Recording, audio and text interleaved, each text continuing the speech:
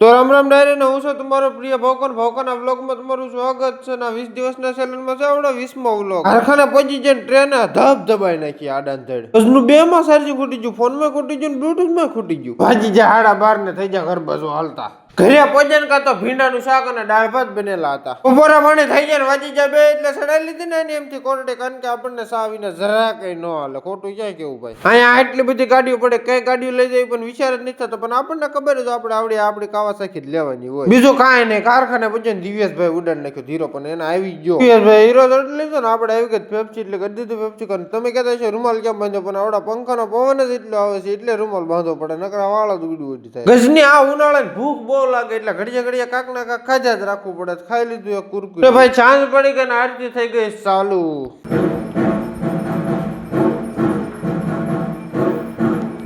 આરતી થઈ ગઈ ચાલુ ને આપણે થઈ ગયા ઘર બાજુ હાલતા. ઘરે ભોગી ગયા ને આ મિલિયન લોકો મારા અહીંયા પૂરા થાય. તો તમને ગમ્યું હોય તો લાઈક શેર અને સબસ્ક્રાઇબ જરૂર કરતા જજો. નવા વિડીયો માટે નવી મોજ મસ્તી સાથે મળવી. એટલે આવજો. રામે રામ ડાયરાની.